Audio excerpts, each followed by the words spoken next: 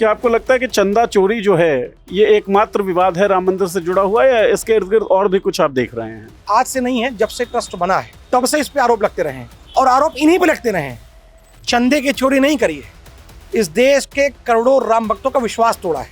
FIR भी तो trust ही करवा रही है ना शरद। 12 दिन तक ट्रस्ट के लोग चुप मार के बैठे रहे। 12वें दिन मैंने जाके तहरीरी थाने के अंदर कि हमारे राम का धन लूटा गया है। इसमें आप देखेंगे तो इसमें आपको चंपत राय जी की फोटो दिख रही होगी। इस जमीन की मालियत 1,73,13,000 रुपया।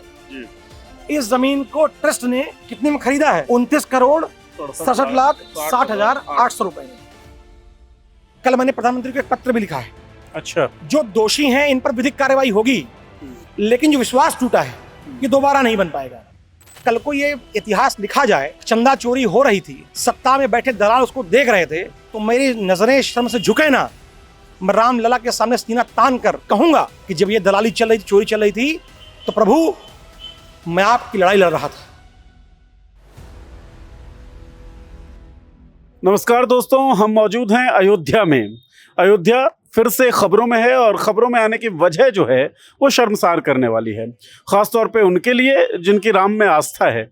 और राम में आस्था है हिंदुस्तान में रहने वाले जितने लोग हैं, ज़्यादातर लोगों की है ही। सभी लोग मैं बिल्कुल नहीं कहूँगा, क्योंकि वैचारिकी भी डिफरेंट है और विविधता है विचारों में भी। बहरहाल अयोध्या में हम मौजूद हैं और हमारे साथ हैं इंडियन यूथ कांग्रेस के प्रदेश उपाध्यक्ष शरद, जो लगातार अयोध्या में जो धांधली चल रही है राम मंदिर के नाम पर, चंदा चोरी जिसके बारे में अभी बातचीत हुई है, इससे पहले जमीनों का विवाद हमने देखा था कि किस तरीके से जमीनों के नाम पर भी धांधलियां हुई। शरद लगातार उसके लिए आवाज जो है अपनी वो बुलंद कर रहे हैं। तो शरद से जानेंगे असल में मामला क्या है, एक नेता के तौर पर भी और अयोध्या वासी होने के तौर पर भी। तो शरद, चंदा चोरी ये मामला अभी चल रहा है, क्या आपको लगता है कि चंदा चोरी जो है ये एकमात्र विवाद है राम मंदिर से जुड़ा हुआ है, या इसके इर्द गिर्द और भी कुछ आप देख रहे हैं? देखिए, हम जब चंदे की बात करते हैं, पहले हम थोड़ा शुरुआत से इस विषय पे जाते हैं। जैसे आप जब सुप्रीम कोर्ट के फैसले पर नजर करते हैं, तो सुप्रीम कोर्ट ने एक आदेश किया कि ट्रस्ट बने। सुप्रीम कोर्ट ने ये नहीं बताया कि ट्रस्ट में रहेगा कौन। वर्तमान की केंद्र की सरकार ने फिर ट्रस्ट को अपने हिसाब से फॉर्म किया। होना ये चाहिए था कि तमाम जो शंकराचार्य हैं, तमाम जो अलग तरह जो पीठों के पीठाधीश्वर हैं, तमाम अखाड़ों के मुखिया हैं, तमाम जो कारसेवकों के परिवार के लोग हैं, वो तमाम लोग जिन्होंने इसके लिए लड़ाई लड़ी विधिक से लेकर धरातल तक, उनको होना चाहिए था। लेकिन इस ट्रस्ट के भीतर एक दल का, एक संगठन का प्रभाव देखने को मिला। Bharatiya Janata party, RSS, Bharatiya Janata party और आरएसएस। मैं इस बात को बार बार कहता हूं कि इस ट्रस्ट के भीतर जो चंदा चोरी के आरोप लग रहे हैं, ये प्रमुखता से किस पे लग रहे हैं? ट्रस्ट में 15 लोग हैं। आरोप किस पे लग रहा है? चंपत राय पे लग रहा है, गोपाल राव पे लग रहा है, और तीसरे अनिल मिश्र पे लग रहा है। आप तीनों का बैकग्राउंड देख लीजिए कौन है। अनिल मिश्र आरएसएस, चंपत राय आरएसएस विश्व हिंदू परिषद, गोपाल राव विश्व हिंदू परिषद आरएसएस। इसी ट्रस्ट के अंदर पूज्य महंत दिनेन्द्र दास जी भी हैं। इसी ट्रस्ट में पूज्य नित्य गोपाल दास जी भी हैं। लेकिन इन लोगों ने इस संघर्ष को लड़ा है, देखा है। दिनेन्द्र दास जी निर्मोही अखाड़ा के प्रमुख हैं अयोध्या के। उस अखाड़े ने अपनी संपत्तियों को बेचकर राम जी की लड़ाई लड़ी है, तो वो कभी गलत नहीं कर सकते। तो पक्षकार भी थे। पक्षकार थे, उन्होंने कभी गलत नहीं किया। गलत किसने किया? वो लोग किसी एक विचारधारा से, एक संगठन से जुड़े हुए लोग थे। तो ये जो चंदा चोरी का मामला, चूंकि आज से नहीं है, जब से ट्रस्ट बना है तब से इस पे आरोप लगते रहे हैं और आरोप इन्हीं पे लगते रहे हैं। चंपत राय, अनिल मिश्रा इन्हीं पे लगते रहे हैं। तो ये बार बार जो ट्रस्ट से लोगों का ट्रस्ट हटा है, मैं समझता हूँ ये बहुत दुखद है। क्योंकि देखिए, जब कोई राम भक्त अयोध्या आता है तो वो दान पात्र में केवल राशि नहीं डालता है, अपना विश्वास डालता है, अपना समर्पण, अपना त्याग डालता है। इस ट्रस्ट में बैठे लोगों ने चंदे की चोरी नहीं करी है, इस देश के करोड़ों राम भक्तों का विश्वास तोड़ा है। लेकिन आप एक बात बताएं, ट्रस्ट जो है वही एफआईआर करती है बाद में? जो अरेस्ट होते हैं लोग, वो जो छोटे कर्मचारी थे जो उस पूरी प्रक्रिया में संलिप्त थे, उनको किया जाता है। तो ये कहना कि चंपत राय की इन्वॉल्वमेंट है या अनिल मिश्रा की इन्वॉल्वमेंट है, एग्जैजरेशन है, पॉलिटिकल अटैक है, या फिर कुछ दम है इस बात में? एफआईआर भी तो ट्रस्टी करवा रही है ना शरद। मैं खुल के इसको बता रहा हूँ, कोई मनगढ़ंत बात नहीं है। मैं एक सामान्य सी प्रक्रिया की बात कर रहा हूँ। किसी गांव के किसी पूर्वे किसी मजरे के अंदर अगर कोई छोटा सा शिवाला, एक शंकर जी का मंदिर है, उस मंदिर का त्रिशूल चोरी हो जाए तो उस मंदिर का पुजारी उस मंदिर का क्या करेगा? पहले वो थाने पर शिकायत करेगा। ये समाचार पत्रों के माध्यम से प्रकाश में आया, मामला सार्वजनिक हुआ कि मंदिर के भीतर गड़बड़ियां हो रही हैं। जब ये आरोप लगे तो चंपत राय जी प्रकट हुए और प्रकट होकर उन्होंने एक वीडियो जारी किया और उन्होंने कहा कि मंदिर के भीतर सब कुछ ठीक चल रहा है, एक सामान्य प्रक्रिया है, ऑडिट चल रही है और कुछ गड़बड़ नहीं है। अगर कुछ गड़बड़ नहीं है तो आज जो लोग गिरफ्तार हुए हैं, एक बार नहीं 72 बार उन्होंने चोरी करी है, तो गलत कैसे नहीं था? और जहां तक मुकदमा लिखाने की बात है, एफआईआर करने की बात है, 12 दिन तक ट्रस्ट के लोग चुप मार के बैठे रहे, कोई मुकदमा नहीं किया गया। 12वें दिन मैंने जाके तहरीरी थाने के अंदर कि हमारे राम का धन लूटा गया है, इस पर कार्रवाई होनी चाहिए, दोषियों पर कार्रवाई हो। कोई एफआईआर दर्ज नहीं हुई। ये जब चारों तरफ शीशा लेदर हो गई तो ट्रस्ट का कौन है भैया? आरोप ट्रस्ट पर है। ट्रस्ट कौन एफआईआर करा रहा है? और अगर केवल मामला चंदा चोरी तक है तो ट्रस्ट के लोग अभी तक एफआईआर क्यों नहीं की? अभी तक कोई शिकायत क्यों नहीं करी? इतना राष्ट्रीय स्तर पर एक फलक पर राम मंदिर की पहचान है, कोई सामान्य भवन नहीं है ये। इस देश के करोड़ों राम भक्तों ने अपना खून पसीना से सींचा है इस भूमि को, तब ये राम जन्मभूमि बना है। और इसमें जो पैसे लगे, जो लोगों के समर्पण हुए हैं, वो इस देश के तमाम करोड़ों राम भक्तों ने दिए हैं। कोई चंदा ये चंपत राय ने मामा के यहाँ से लेके आया नहीं थे, नारायण मिश्रा ने कहीं से मैनेज किया था। ये राम भक्तों का पैसा था जिसपे जो डाका डाला गया है, इस पर तत्काल अगर ट्रस्ट आके शिकायत कर देता, एफआईआर कर देता, तो मैं कहते ये चलो ठीक है। लेकिन आज ये रिपोर्ट आ रही है कि 40 दिन में 72 बार चोरी हुई।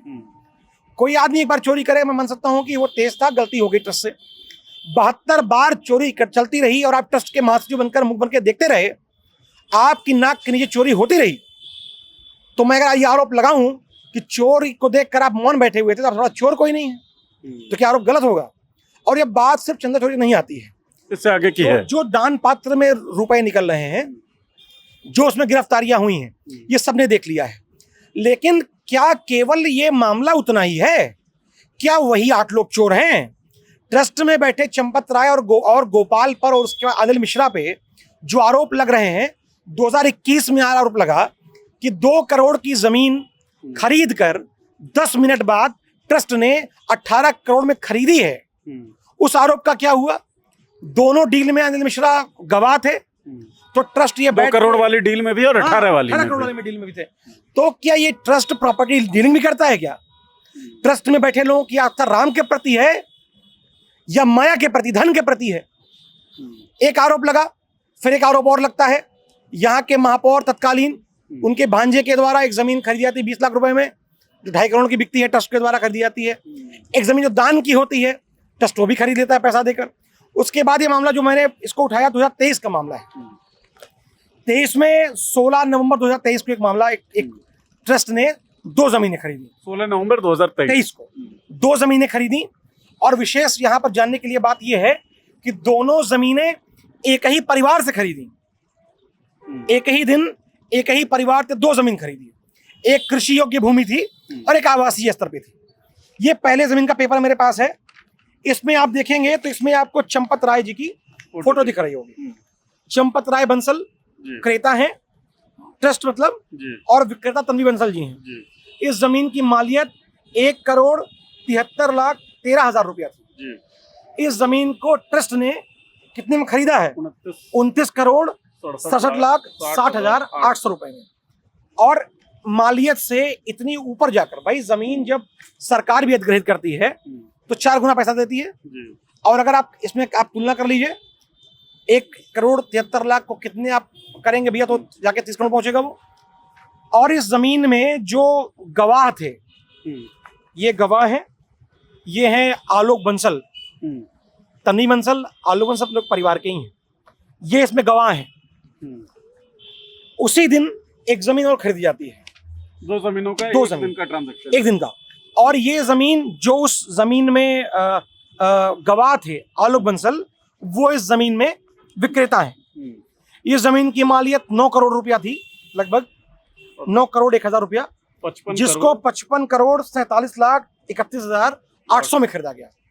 तो ट्रस्ट क्यों अपने मालियत से इतना ज्यादा पेमेंट करके, तो ये कहीं ना कहीं ये राम भक्तों के चंदे का दुरुपयोग ट्रस्ट कर रहा है। बेस्ट इन्वेस्टमेंट प्लान सा बन गया था ये तो फिर।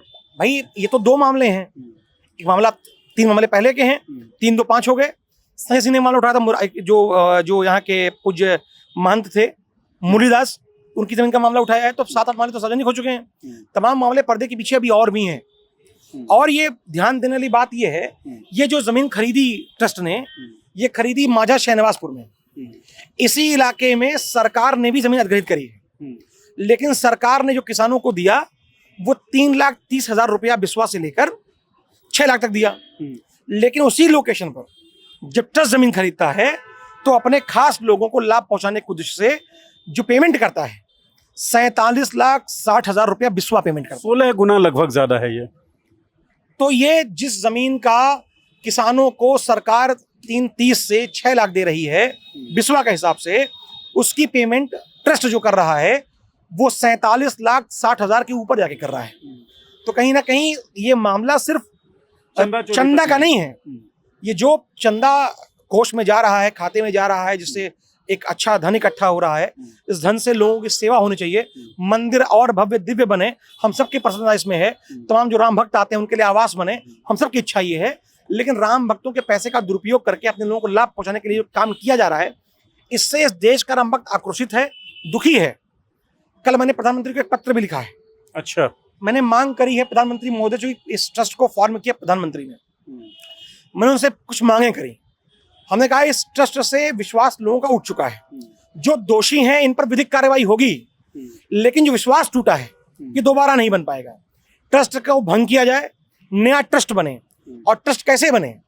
ट्रस्ट में चारों पूज्य शंकराचार्यों को शामिल किया जाए। इस ट्रस्ट में जो प्रमुख हमारे अखाड़े हैं इनके प्रमुखों को इसमें स्थान दिया जाए। अयोध्या के 2 पूज्य महंतों को इसमें रखा जाए। वो परिवार जिन्हें बलिदान दिया उस परिवार के लोगों को किसी को रखा जाए। 2 इसमें सुप्रीम कोर्ट के जज इसमें रखे जाएं। एक वित्तीय मामलों का जानकार, एक IAS को रखा जाए। साथ साथ इसमें जो और इस तरीके के गणमान्य लोग हैं, मैं पत्र आपको दिखा भी देता हूँ। ये फॉर्मुलेशन ऐसा हो जिसमें एक्सपर्ट्स भी हो और धार्मिक लोग। जी जी जी। और इसमें जो एक मांग और मैंने करी कि जो लोग लड़े हैं उन सबको भी इसमें सम्मानजनक स्थान मिले। देखिए, क्योंकि ये ट्रस्ट किसी एक के संघर्ष से मंदिर नहीं बना है। इस मंदिर को बनाने के लिए कश्मीर से लेकर कन्याकुमारी तक, गुजरात से लेकर असम तक लोगों ने लड़ाई लड़ी है, तब ये भव्य दिव्य मंदिर बना है। तो और इसमें विशेष जो मैंने मांग करी है कि इस ट्रस्ट के जो रिफॉर्मेशन हो उसमें एक बात ख्याल रखा जाए कि किसी भी दल से, किसी गैर राजनीतिक संगठन से, या कोई ऐसा संगठन जिसकी आप चर्चा हम लोग अभी कर रहे थे, या किसी भी दल से, चाहे वो हमारा किसी का दल क्यों ना हो, किसी भी दल से प्रत्यक्ष अथवा अप्रत्यक्ष रूप से जुड़े व्यक्ति को ट्रस्ट में कतई जगह न दी। अच्छा, एक बात बताएं, आप जब बात कर रहे हैं, ये ब्रजभूषण शरण सिंह का एक स्टेटमेंट जो है वो मेरे जहन में कौंधा, जब वो कह रहे थे कि इस बारे में बात मत करिए वरना बहुत नुकसान हो जाएगा, इतने बड़े बड़े लोगों तक तार जुड़ा हुआ है। आपने जो चिट्ठी लिखी है इसका जवाब आपको मिलेगा, उम्मीद है। और किन बड़े लोगों का जिक्र कर रहे होंगे ब्रजभूषण? देखिए, जहां तक मेरे पत्र की जवाब की बात है, मैं इस देश का आम नागरिक हूं, राम भक्त हूं, तो कम से कम जब कल को ये इतिहास लिखा जाए, चंदा चोरी हो रही थी, सत्ता में बैठे दलाल उसको देख रहे थे, तो शरद शुक्ला कभी कभी राम लला मिल गए, कभी मेरे स्वप्न में आ गए, कभी रास्ते में कहीं उनका दर्शन हो गया और मुझसे पूछा कि शरद, जब मेरे चंदे की चोरी ये दलाल कर रहे थे तो तुम क्या कर रहे थे? तो मेरी नजरें शर्म से झुके ना, मैं राम लला के सामने सीना तान कर जय श्री राम बोलते हुए कहूंगा कि जब ये दलाली चल रही थी, चोरी चल रही थी, तो प्रभु मैं आपकी लड़ाई लड़ रहा था। सड़कों से लेकर, मीडिया से लेकर, जो वैधानिक लड़ाई है वो सब मैं लड़ रहा था, अपनी क्षमता के अनुरूप लड़ रहा था। मुझे शर्मसार ना होना पड़े, ये मैं कह पाऊँ, मैं लड़ाई इसलिए लड़ रहा हूँ। जहाँ तक बात आपने ब्रजभूषण सिंह जी की है, देखिए वो बहुत बड़े नेता है, उनकी पहचान राष्ट्रीय स्तर पर है, वो भी कार सेवक रहे हैं, उनका भी योगदान मंदिर निर्माण में रहा है, आंदोलन उनका योगदान भी रहा है। अगर वो ये बात कह रहे हैं, देखिए एक दमंग नेता अगर में गिने जाते हैं, कोई दोहरा नहीं, तमाम विषयों पर जितना बेबाकी से वो बोल लेते हैं वो कोई इतना बोल नहीं सकता है। लेकिन इस विषय पे अगर वो भी शांत हो जा रहे हैं तो आप समझिए कि इस चोरी में कितने बड़े लोगों का संरक्षण है। तो ये बहुत बड़ा एक संदेश उन्होंने ये कह कर दिया है, ये समझने वाली बात है। अच्छा, चंदा चोरी, फिर तो आपने जो बातें बताई और जो दस्तावेज आपके पास हैं उसके हिसाब से, और जमीनों का विवाद पहले भी हम देख चुके हैं, चंदा चोरी टिप ऑफ द आइसबर्ग जरूर हो सकता है, लेकिन उसके पीछे धांधलियों का एक बहुत बड़ा, बहुत लंबा सिलसिला, बहुत बड़ा, हर स्तर पर। अभी ये किसी ने, मैंने अखबार पढ़ा, किसी ने कहा मैंने वॉशिंग मशीन दी थी, मुझे उसकी रसीद नहीं मिली। अभी किसी ने कहा 2 क्विंटल उसने चांदी की ईंट दी थी, उसको रसीद नहीं मिली। शिवसेना से एक आरोप आया कि ईंट हमने दी थी, उसका कोई रिसीप्ट। 2 लोग आए थे उस समय, वर्तमान के जो डिप्टी सीएम है एकनाथ शिंदे, उस समय वो अपने घर में ही थे, तो वो भी साथ में आए थे। 2 ईंटें आई थी, एक शिंदे लेकर आए थे और एक उद्धव ठाकरे लेके आए थे। तो ये 2 ईंटें आई थी, उसका भी उन्होंने अता पता नहीं, उन्हें 1 करोड़ दान भी किया था। बात इसका नहीं है, देखिए इस देश के करोड़ों भक्तों ने गुप्त दान भी किया है, लेकिन मैं बार बार कह रहा हूं कि अगर आप इस पैसे का दुरुपयोग कर रहे हैं, चोरी कर रहे हैं, और मैं कैसे मान लूं कि एक ऐसा मंदिर जहां पर चंपत राय के बिना आदेश के पत्ता नहीं हिलता है, गोपाल राव के आदेश के बिना पत्ता नहीं हिलता है, अनिल मिश्र इस मंदिर के यजमान बैठ के पूजा किया उन्होंने, तो मैं कैसे यह मान लूं कि सालों साल चोरी होती रही और उनको पता नहीं था। और अगर नहीं पता था तो ये पद आपको जबरदस्ती बैठाया नहीं गया है। एक नैतिकता भी होती है। जब हम राम को पढ़ते हैं तो त्याग पढ़ते हैं, तपस्या पढ़ते हैं, सत्य पढ़ते हैं और उनके संदेशों को पढ़ते हैं। आप राम जन्मभूमि में बैठे हुए थे, अगर इतनी नैतिकता बची थी आपको इस्तीफा दे देना चाहिए था, लेकिन इस्तीफा इतने दिनों के बाद दिया। दोष से बचने का लाइसेंस इस्तीफा नहीं हो सकता है। हो सकता है डायरेक्ट चंदा दान पात्र से चंदा नहीं निकाला चंपत राय, गोपाल राव, अनिल मिश्रा ने, लेकिन जो मैं आरोप लगा रहा हूं, जमीनों के पैसे का दुरुपयोग हुआ, तमाम धांधलियां हुई हैं, इस पर चंपत राय के हस्ताक्षर हैं, तो इस मामले में वो भी दोषी हैं। सीधे तौर पे तो इन्वॉल्वमेंट है। दूसरी बात ये है कि जांच होनी चाहिए और इनको बराबर की कार्रवाई इनके ऊपर होनी चाहिए, और बराबर नहीं, ये ज्यादा जिम्मेदार लोग थे, इन पर अपने शक्तियों का दुरुपयोग करने का, जिम्मेदारियों का, और ये लापरवाही बरतने का, चोरी को देखकर मौन रहना महापाप है, ये भी तरह चोरी है। तो इन सब ग्राउंड के आधार पर इन पर भी मुकदमा होना चाहिए। टिन्नू ड्राइवर चंपत राय का, वो करोड़पति हो गया, आपको पता ही नहीं पड़ रहा है। ड्राइवर करोड़पति हो जाएगा, मुझे नहीं पता चलेगा। आपके नाक के नीचे आपका ड्राइवर आपका करोड़पति हो जा रहा है, वो इतना बड़ा उसने काम कर दिया, तो ये कैसे संभव है बिना आपके संरक्षण के? तो ये देश जानना चाहता है। एसआईटी ने रिपोर्ट बनाई, उस रिपोर्ट को गुप्त रूप से सौंप दिया, किसको? उस व्यक्ति को जो खुद ट्रस्ट में मेंबर है, जिस ट्रस्ट पे आरोप है, उस ट्रस्ट की जो एसआईटी जांच कर रही है, वो रिपोर्ट किसको दे रही है? ट्रस्ट के ट्रस्टी को। शिकायत कौन कर रहा है? वो ट्रस्ट कर रहा है। तो ये पूरा कौन सा ये होम गेम चल रहा है? तुम्हें कातिल, तुम्हें मुनसिफ। हाँ भाई, अपील तुम, दलील तुम, गवाह तुम, वकील तुम, जिसे भी चाहो तबाह कर दो, जिसे भी चाहे हलाल कर दो। मैं ये मांग करता हूं आज आपके माध्यम से, मैं बार बार बोलता रहता हूं इस बात को। देखिए, जो चंदे की चोरी हुई है, ये पैसा चंपत राय, गोपाल राव, अनिल मिश्रा या XYZ का नहीं है, ये पैसा देश के राम भक्तों का है। एसआईटी की रिपोर्ट किसी एक व्यक्ति को नहीं, किसी अधिकारी को नहीं, मुख्यमंत्री को नहीं, इस देश को समर्पित होनी चाहिए। एसआईटी की रिपोर्ट सार्वजनिक हो, ये देश जानना चाहता है। अच्छा, योगी आदित्यनाथ आए थे अयोध्या, शरद, और योगी आदित्यनाथ ने कहा कि एसआईटी की जांच हो रही है और जो बिल्कुल फैसला है वो नीर क्षीर हो जाएगा, बिल्कुल साफ साफ पता पड़ जाएगा कि दोषी कौन है, जो दोषी होगा उसके खिलाफ एक्शन लेंगे। तब तक कोई कुछ भी अनर्गल बयानबाजी ना करे, जिसके पास जो भी एविडेंस है वो एसआईटी को सौंप दे। तो आप बयान दे रहे हैं, डर नहीं लग रहा है या क्या है? और आदित्यनाथ का वो लहजा जो था वो क्या था, कैसा था? देखिए, मुख्यमंत्री बहुत सख्त अपना रवैया दिखाते हैं, जो दिखाते हैं। अब एक बात बताइए, मुख्यमंत्री मुझे लगता है हर 10 दिन में अयोध्या आते हैं। जिस क्षेत्र में स्वयं मुख्यमंत्री का इतना इंटरेस्ट हो, बार बार आना जाना लगा रहता हो, अगर मुख्यमंत्री अयोध्या में चोरी नहीं रोक पा रहे हैं, तो इस तरह के बातों को बोलकर, धमकाकर वो सत्य दबा नहीं सकते। उन्होंने कहा एसआईटी को आप रिपोर्ट दीजिए, मैं पेपर मेरे पास सारे हैं, एसआईटी को मैं भी संपर्क करूंगा, पेपर दूंगा। जो पेपर संजय सिंह ने दिए, एसआईटी ने उस पर क्या जांच की? क्या चंपत राय को दोषी बनाया? भाई, जांच की बात की विषय है। अगर मैं आप पे एफआईआर कर रहा हूं तो पहले तो आप आरोपी हुए, राइट। आरोपी बाद आप जांच होगी, आप दोषी हैं तो दोषित होगा तो आप पे अपराध मुकदमा दर्ज होगा, आपको कार्रवाई होगी, नहीं तो आप दोष मुक्त हो जाएंगे। क्या जो हम लोगों ने दोषारोपण किया है अभी तक, भाई ये जमीन मेरी नहीं है, ये पैसा मेरा नहीं है, पैसा राम भक्तों का है, देश के लोगों का है। तमाम बच्चों ने गुल्लक का पैसा दिया भैया, यहाँ पर महिलाओं ने अपने कान की बाली दी है। तो यहाँ पर जो चल रहा था, जिस तरह की घटनाएं यहाँ पर आप देख रहे हैं, भाई आज तक क्या एसआईटी को इस बात का अंदाजा हुआ?